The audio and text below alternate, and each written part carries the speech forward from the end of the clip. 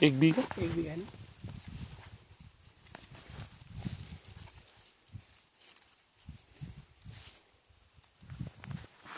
किस यहाँ पर बस।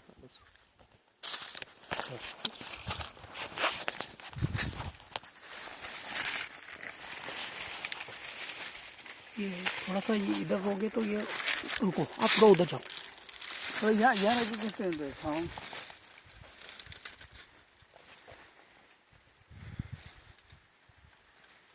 अफीम को दवा के रूप में बताया जाता है, लेकिन पहली बार ऐसा हुआ कि दवा को भी दर्द हो गया।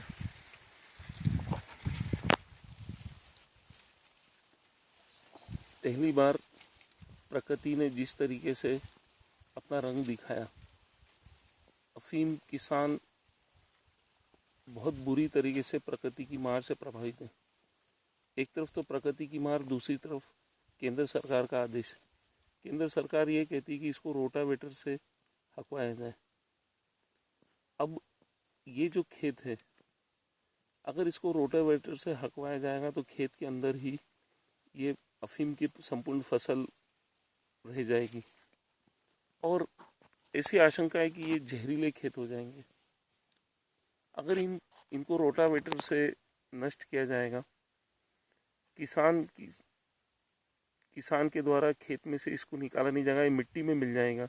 रोटावेटर एक ऐसी टेक्नोलॉजी है जिसमें कि खेत को हाँका जाता है संपूर्ण फसल के साथ, तो कहीं ना कहीं मिट्टी में जहरीले अंश भी समाहित होंगे। आज भारत के अंदर पहली ऐसी फसल है जिसको कि हकवाया जा रहा है केंद्र सरकार द्वारा। अगर हकवाते हैं तो मिट्टी के जो उर्वरा शक्ति है वो प्रभावित होगी, साथ ही साथ जो जैव विविधता है वो भी प्रभावित होगी, आसपास के खेत भी प्रभावित होंगे। अगली फसल चक्र को भी इस पर प्रभाव डालेगा। सबसे बड़ी बात है कि जब मिट्टी जहरीली बनेगी, अनुपजाऊ बनेगी, तो उसको पानी की भी आवश्यकता रहेगी, पानी की मांग बढ़ेगी। और ये बात केंद्र सरकार को सोचना होगा। अपना आदेश, जो एक तानाशाही आदेश है, उसको वापस लेना होगा। किसानों को न तो डोड़ा मिल रहा है, न उसका पोस्ता मिल रहा है। ये एक बड़ी विचित्र समस्या है कि डोड़ा और पोस्ता सहित ही खेतों में समाहित कर दिया जाएगा। रोटावेटर का जो आदेश है वो किसानों ने अफीम उखाड़ने के लिए जब दिया तो पहली बार उन्होंने इस तरीके से केंद्र सरकार ने अनिवार्यता प्रस्तुत की। इससे पहले किसी प्रकार की कोई अनिवार्यता नहीं थी। किसान उखाड़ लेते थे और अपने स्व घोषणा से उसका डोड़ा चूरा या पोस्ता निकाल लिया करते थे। लेकिन ये कि बहुत ही तानाशाही आदेश है, और तानाशाही आदेश के साथ साथ ये है कि प्रकृति की मार के साथ साथ भूमि को जहरीला बनाया जा रहा है। किसान की जो कृषि भूमि है वो पूर्णतः जहरीली हो जाएगी।